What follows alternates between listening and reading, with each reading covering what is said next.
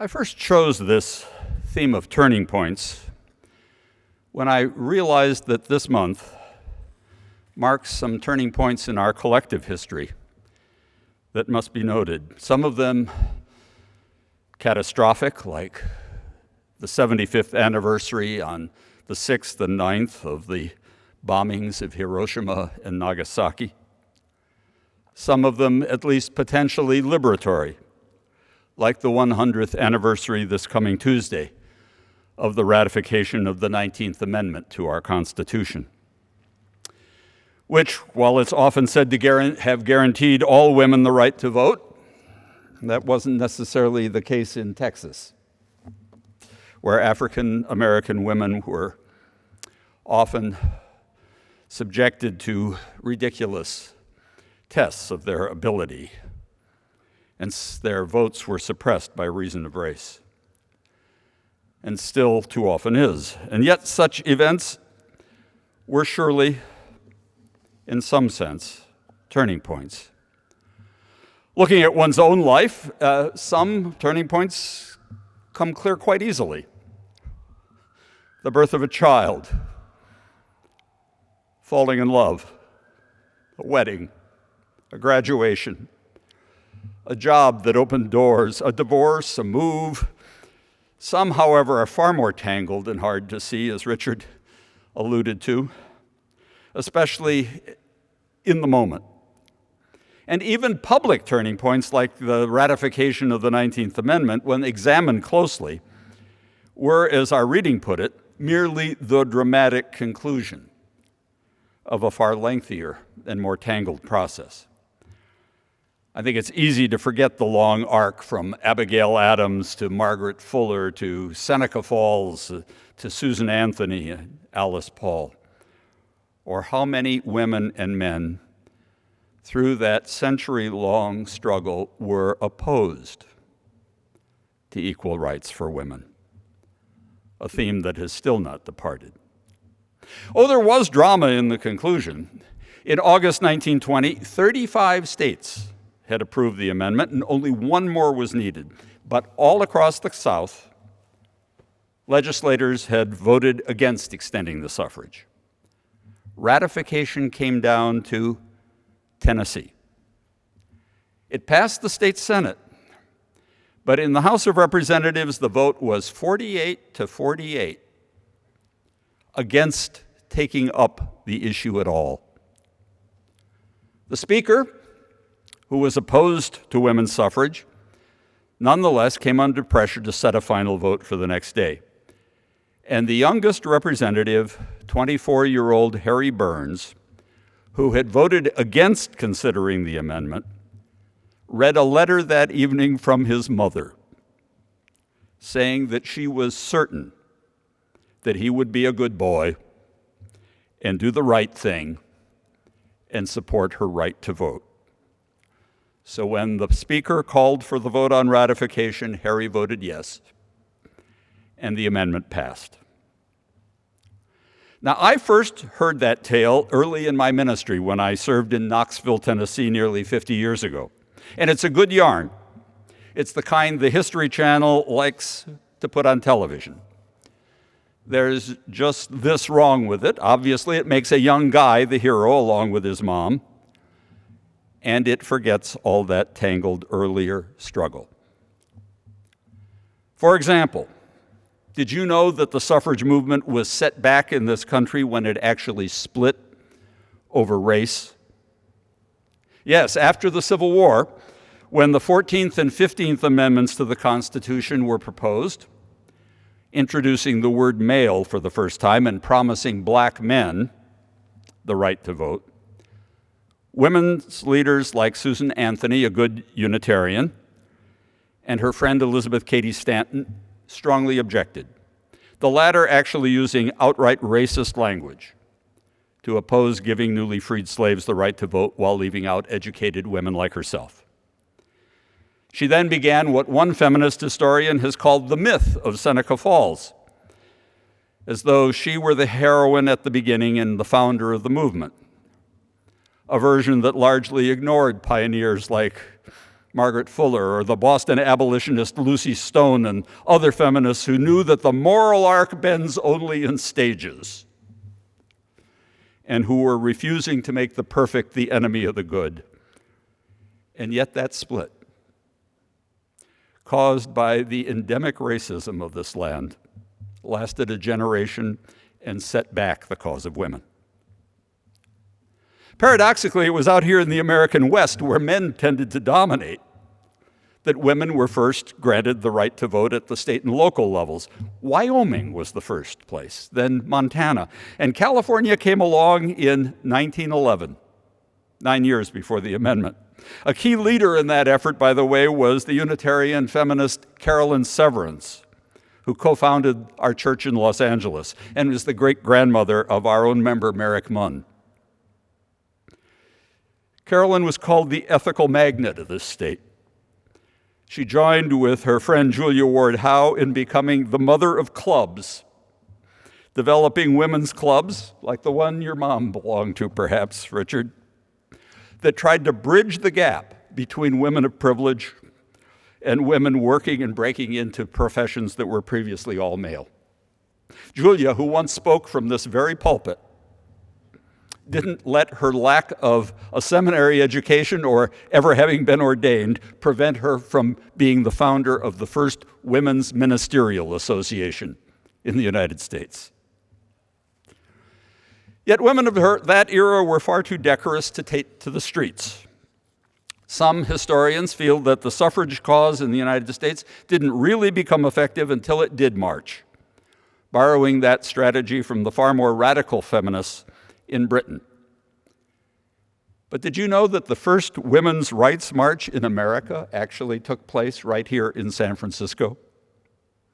It was in August of 1908, led by women from the Glen Park neighborhood.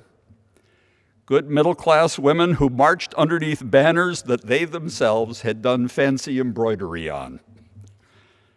The first march of women on Washington followed 5 years later in 1913 to put pressure on newly elected President Woodrow Wilson to endorse the cause, as he finally did. So behind every turning point lie other twists and turns, like the chord that Richard alluded to, that tie us developmentally back to our mothers and forebears and make us who we are today and place us where we are in history. My own mother, it occurs to me, was born just 6 months after the 19th Amendment passed. Her parents had both been orphans from Slovakia, who met and married in Chicago and had 4 children. And yet, by the end of the influenza pandemic of 1918-19, they had buried all 4. Can you imagine? They then moved to Kenosha, Wisconsin, where my mother was born 2 years later. And during the Great Depression, which took hold 90 years ago this summer, my grandfather lost his factory job. And for 3 years, the family was down in Texas, trying to scratch a living out of parched soil and nearly starving. But somehow, when they returned north, my mom graduated at the top of her class in a large urban high school. And her father then stunned her by saying that he would pay to help her go to the university in Madison. Something that young women in immigrant families just could not dream of back then. So I know, deep in my bones, that everything I have ever done has been made possible by those who went before me and by turning points in their lives that were just pure grace, though filled with hope and faith and love. Take that first ministry of mine in Knoxville, where I served a congregation full of activists, but also university professors.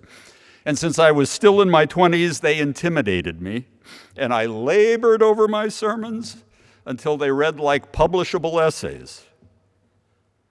Meanwhile, Gwen and I, newly married and new parents of 2 girls, were going through the fact that her mother died in an accident. Her only sib, her brother, then took a year to drink himself to death. And we both felt helpless, overwhelmed. I felt burned out in my ministry and asked for a sabbatical, which were not yet common for clergy. And the woman social worker who chaired the committee on ministry had the honesty to say, "John, we like you as our minister. You're smart and caring. You do fine work for us and in the community. There's just one little thing we'd like you to work on during your leave. Would you please learn how to preach?" There's a place for lectures, but it's not in the pulpit. Talk about a turning point. I enrolled at a place called the National College of Preachers, where one of my instructors was a black Pentecostal with a sharp mind and a progressive spirit named James Forbes, who spoke at the last General Assembly where I was UUA president. One assignment he gave us, I remember, was to go to the movies rather than read a book and see if we could get a sermon out of that about the human experience in it and the good news to be found within that experience. So a colleague and I went out to see a film called, you guessed it, The Turning Point, made in 1977, starring Anne Bancroft and Shirley MacLaine. I won't claim it's a great film, and I see it's not available on Netflix at the moment, nor will I recite all of the turns and twists in that plot, which revolves around the world of professional ballet.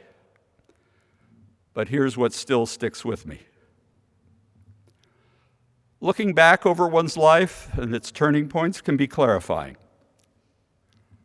but it must move beyond any regret for those roads not taken or the mistakes we undoubtedly have made. Because what counts is that every moment, now and lying ahead, is a potential further turning point, both for oneself and in some way for the wider world.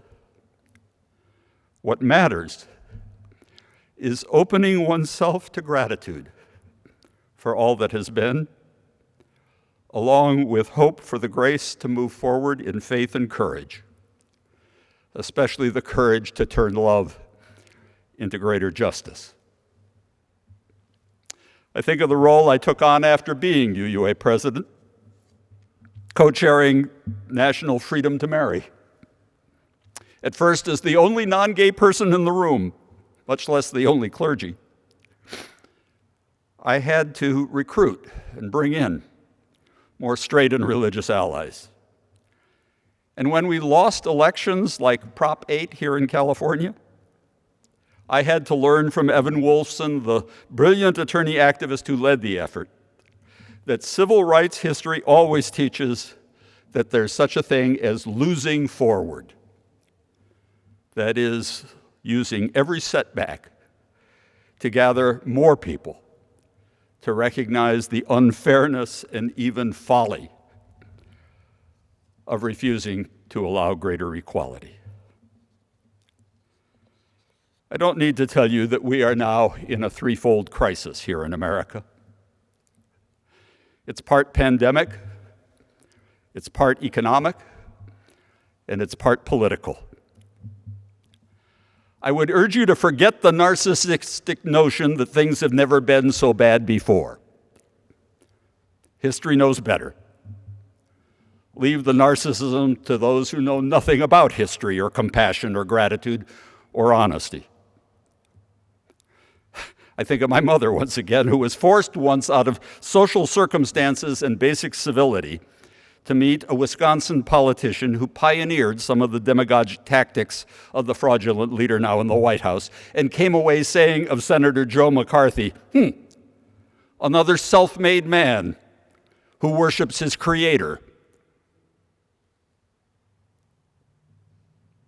Friends, none of us are self-created. We are here by the grace of those who went before us. And even in the midst of these great crises, collective and perhaps deeply personal, we are forever at potential turning points, where the first turn should be toward gratitude, and then openness to the further grace we need to show more faith and courage. Take the pandemic. It is turning many of us toward an ever deeper sense of our shared human fragility and our interdependence, even as we self-isolate. May we together pray and work to see that it leads to better cooperation in global public health and responses to the climate change that our heedlessness has made a factor in almost every challenge we face. Take the crisis of conscience that white America is finally going through after the police murder of George Floyd. Finally penetrating at the public level the denial that is such a hallmark of our culture of white supremacy. Mind you, I think that it's like a collective recovery from an addiction that will require many turnings and repeated spiritual efforts. Yet surely it is something that we are at a turning point where white allies, perhaps for the first time since the death of Dr. King, are again willing to follow the leadership of black nonviolent drum majors for justice, embracing now a black woman as a candidate for the second highest office in the land. Hallelujah. And take even our present economic crisis. May it awaken us to the truth that growing economic inequality is bad for everyone. For while 23 million Americans have lost their jobs since the pandemic began, here in California, the 165 billionaires our state boasts, more than any other, have added an estimated 175 billion to the fortunes they already had. There's something deeply wrong with that.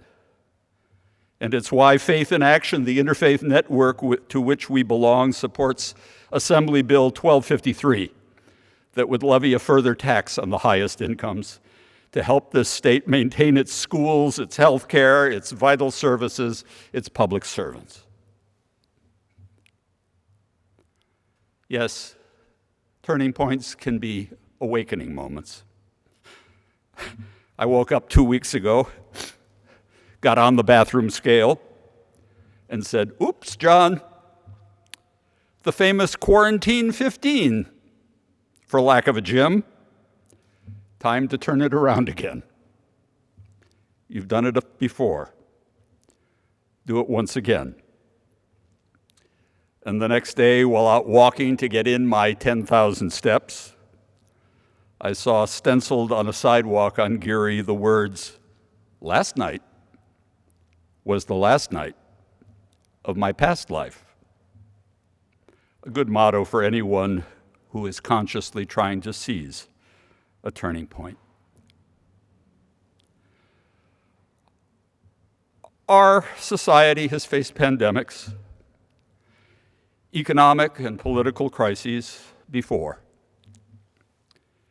We can use the present one to draw from the best of their courage and spiritual awareness, to turn toward our own health, toward the common good, and toward a better future.